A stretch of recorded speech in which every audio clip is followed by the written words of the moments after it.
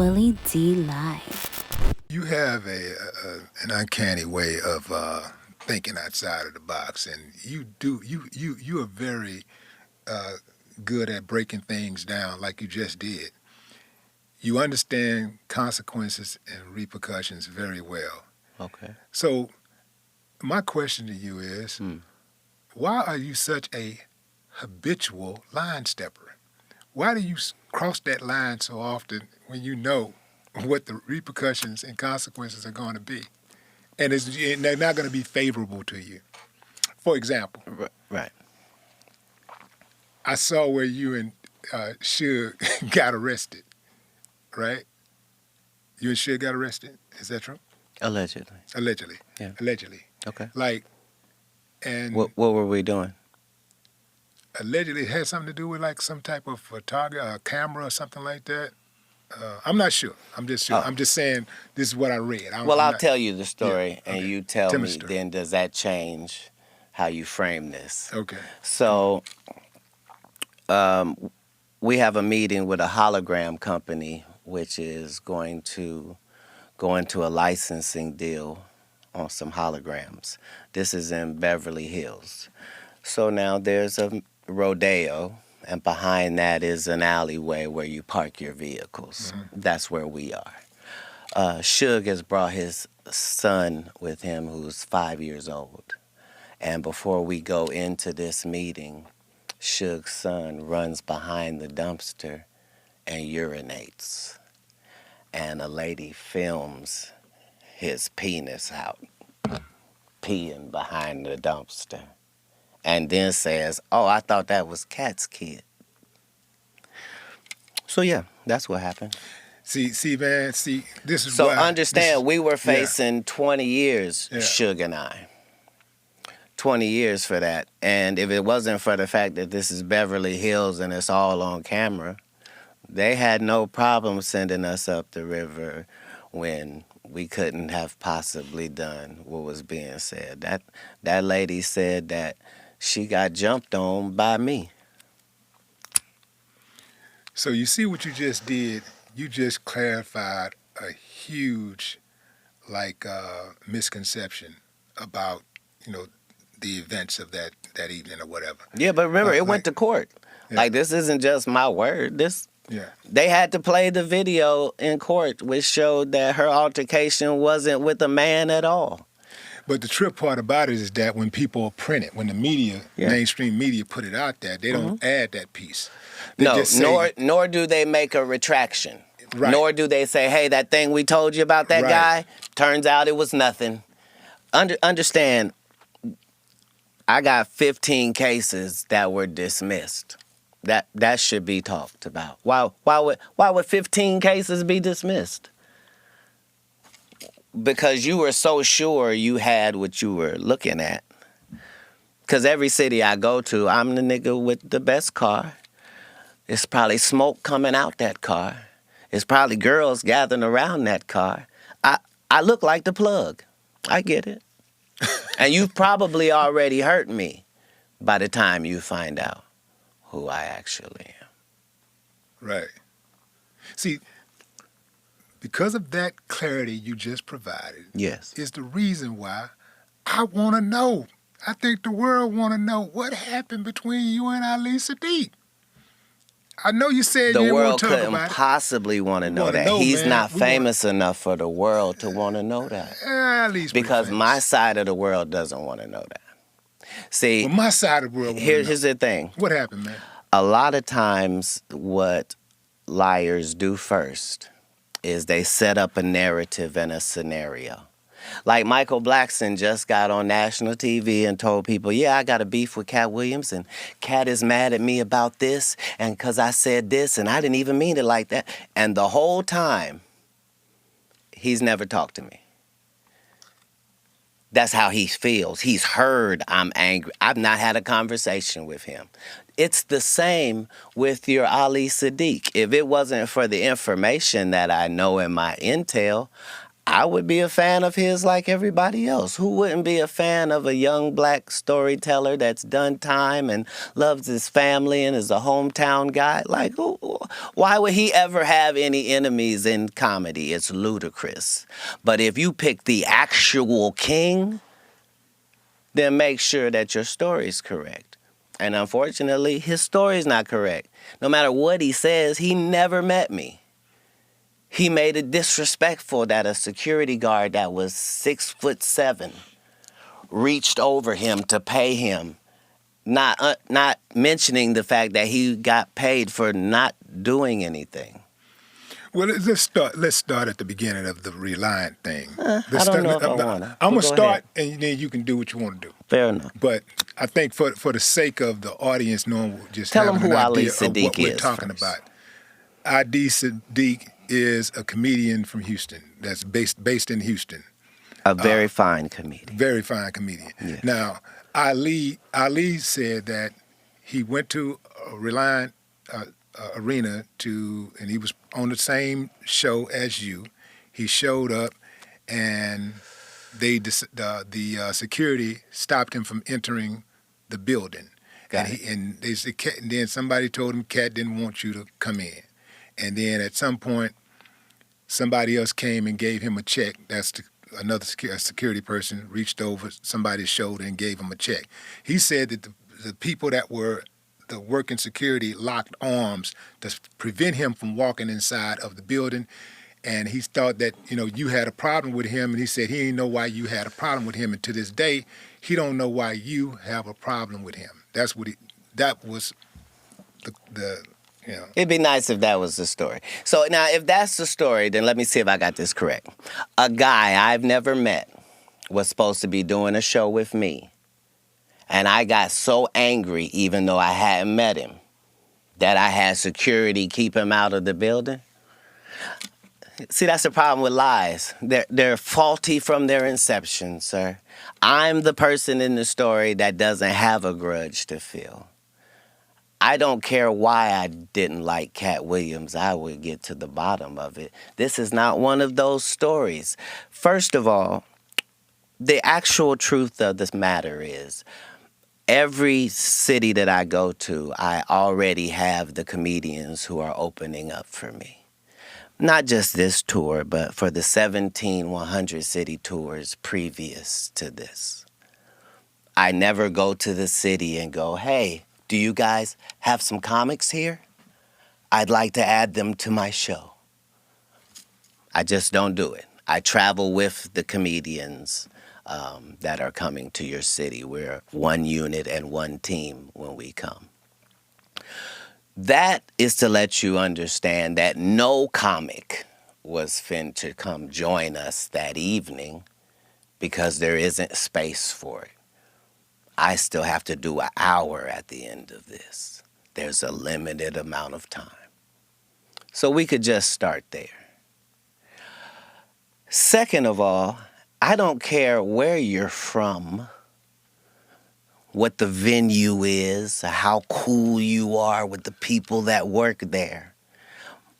Katt Williams' show means Katt Williams' show. That means don't nothing move but the money. There ain't no loud talking and voice raising and, how dare you? How dare you?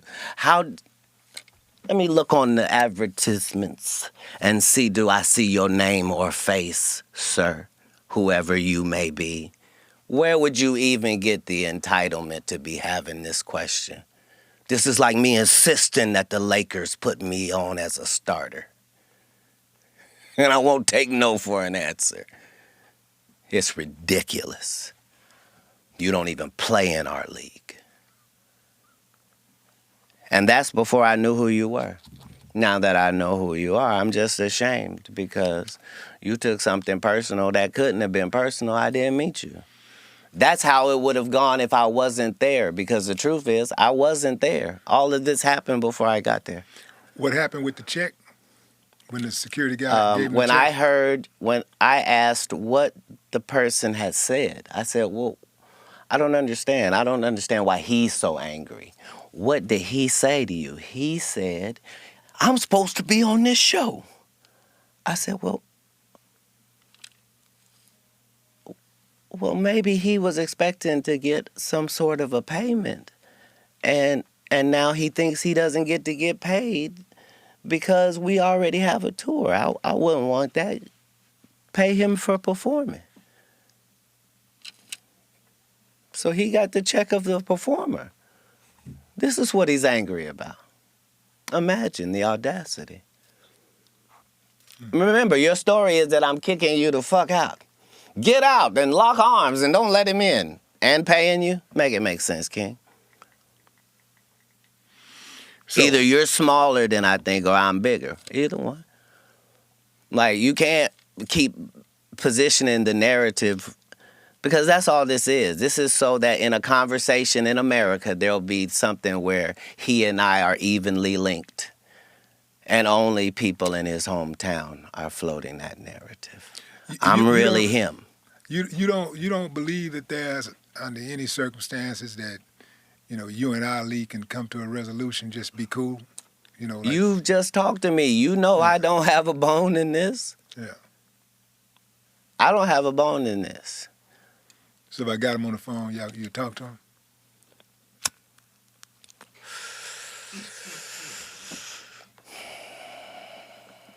I would have gave him the celebrity boxing match he asked for if I thought he was a celebrity.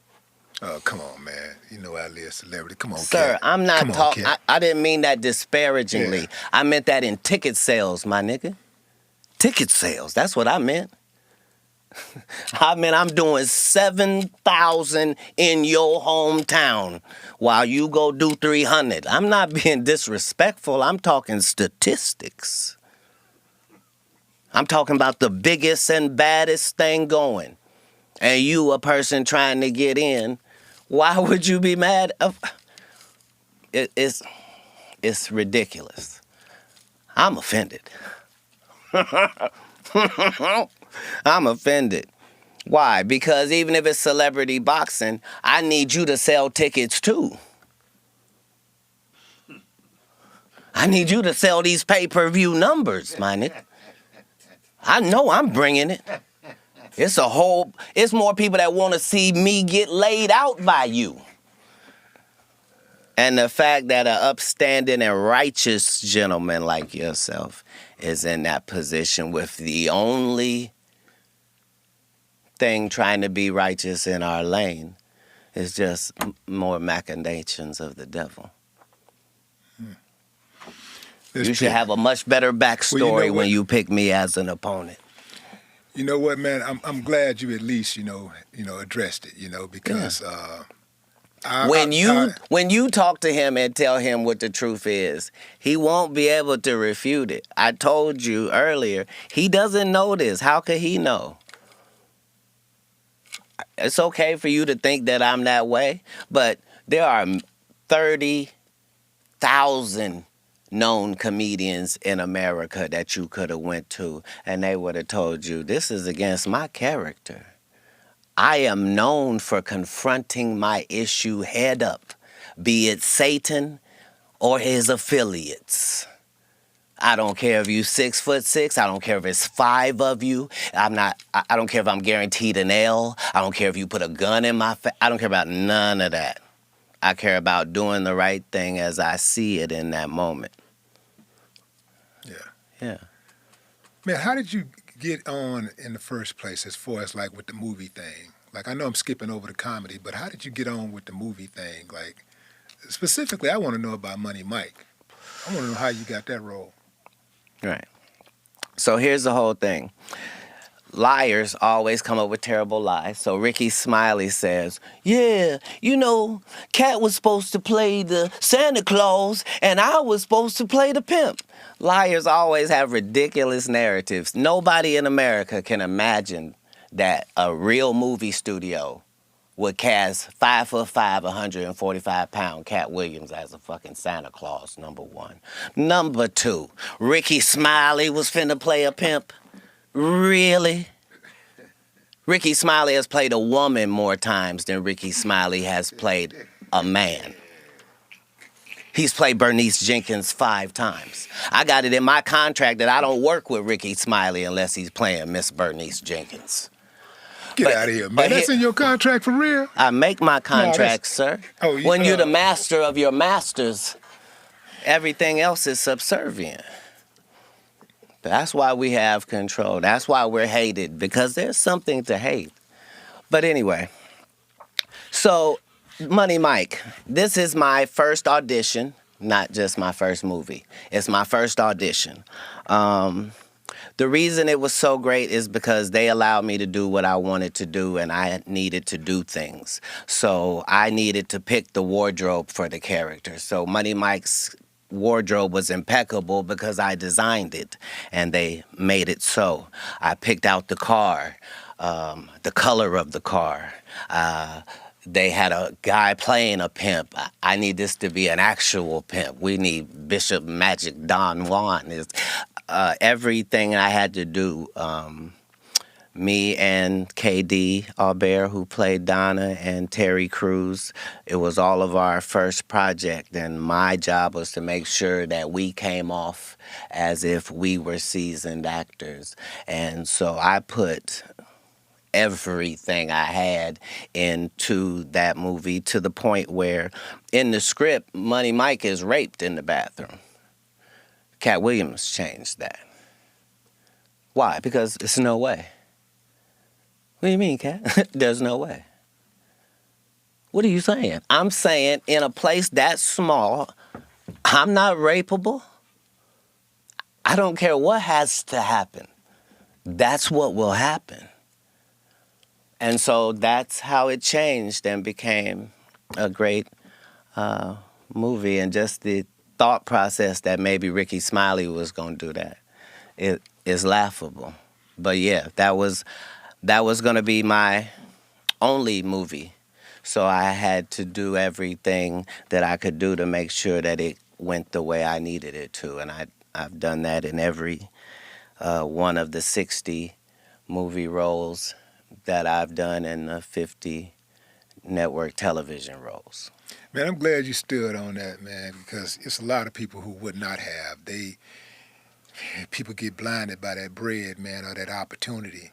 And right. For you to stand on that says a lot, because I know Terry Crews would have probably enjoyed it, in real life. Oh, bless his heart. Yeah. Bless his heart. Willie D Live.